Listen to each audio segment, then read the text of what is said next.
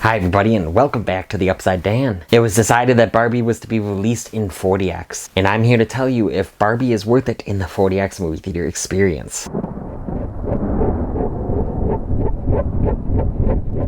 Before I get started, please help me get to my goal of 1,000 subs by the end of the year. Subscribe to my YouTube channel, like my content, share my content. Please hit that notification bell so you don't miss any more content from me. Barbie was a movie that I actually thought would have worked in 4DX, like from the very beginning. At least worked enough. I think that they should have, especially because they couldn't really have access to IMAX theaters until next week. They are releasing it in IMAX next week. I thought that at least would have opened up more people to be able to see Barbie because it was so packed at like every auditorium, so maybe people would actually have tried 4DX if they couldn't get into a standard showing and they're like, oh, what is 4DX? And they go see that, and then it could have led to more money being made for this film, even though it was already making a lot and still is making a lot. I was excited nonetheless for it to come to the 4DX format. So first of all, I love this movie. I think it's so good. I'm definitely keeping an eye out for my movie review finally. I think it's so fun. I love the production design. I love the jokes. I love the actors in it. I think that they're all so talented. And I think it's just a fun, bright movie with really good directing, really good themes and messages, even though they all don't land, but I do think that a lot of them do resonate. So I was excited to see it in 4DX. Definitely some scenes where some fun immersiveness is happening. The car scenes, whether it's the car chase or just driving around, I think are definitely the highlight here in the 4DX format. Even when she's leaving or coming to Barbie Land, it feels like you're on that road with her in that car. You feel little bumps in your seat as your seat's going along with the car. There's some action scenes even, and I thought that those were really fun in the format. You felt little puffs of air in the back of your head. I especially felt it when Barbie's running in Mattel's corporate building, when everyone's trying to jump at Barbie through the cubicles. You felt puffs in your seat. You felt as if you were going along with them. There was some falling stuff. I noticed it when Ken tries to do the surfing trick and then he flies and lands on the ground. You felt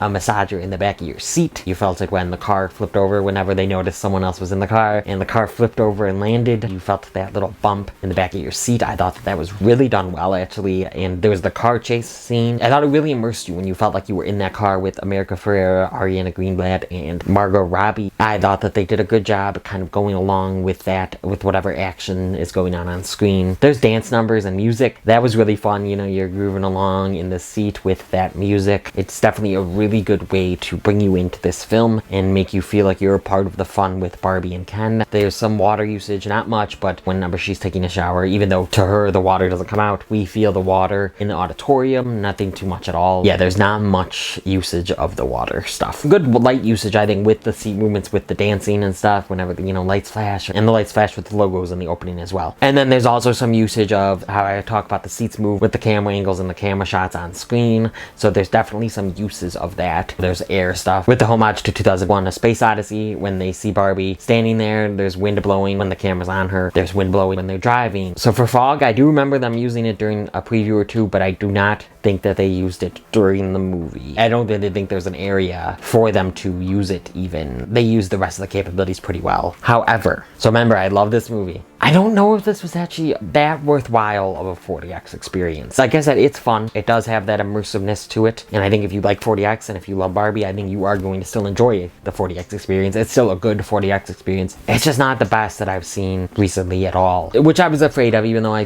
did think this could fit 4DX. I was like, maybe there wasn't that much. But then when you think about it, when you're actually in there, like, okay, there is a good amount of stuff that they could use. And I think that they did it well. Do not get me wrong. I think they used all the capabilities pretty well. I just don't know if it's absolutely worth it in the 4DX format, but go see it in theaters if you have not already, which you probably have. Go see it in theaters. Go see it in 4DX if you want. Go see it in standard showing. Go see it in IMAX next week when it drops. It's definitely a fun experience. I've seen it 7 times already. I love this movie so much. I saw it in RPX. I've seen it in D-Box. D-Box is cool. I don't think it lives up to 4DX or any of that. It's just a cool experience that I'm not going to necessarily rush out to see again. But D-Box, you know, the seats basically just move. They rock a little, you know, with the music a lot. With the music, I thought someone was kicking me in the back of the seat. It was a little annoying at times, but it was definitely a cool experience. And I got to see it with Eric Thorpe from Eric Thorpe Reviews. We got to finally meet up, and it was a very fun day. That definitely adds to the experience of D-Box, but it does not live up to 4DX. It's a fun experience. I definitely see why people have fun in it, but I wouldn't rush to do it again. I've seen it in standard. I've seen it in 4DX. 4DX now, and I'm going again to see it in IMAX. So I've seen it in pretty much all of the formats. Did it come to ScreenX? If it came to ScreenX, I don't believe we have a ScreenX near us anymore. That was another format, like I saw No Way Home in ScreenX. And it's a cool experience, but it's not one that I'd rush out to do again. Although I guess if this was coming to ScreenX, I'd probably see it in ScreenX just so I could say that I've seen it in like every format that it was available in. It's a fun experience. It's nothing groundbreaking in the 4DX format that I've ever experienced, but it's a good enough time, and I love this movie. It's my favorite movie of the year. It's awesome. I'm being Ken for Halloween.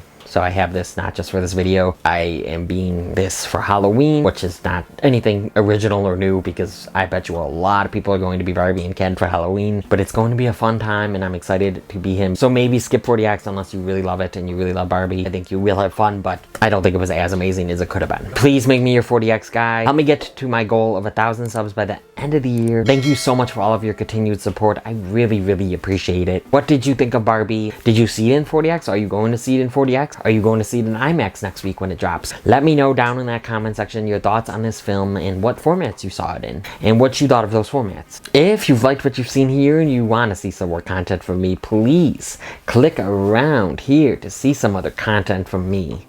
Please like this video, comment on this video, share this video with the movie fans in your life, hit that notification bell, subscribe, make me your 4DX guy, and come to the F side, Dan.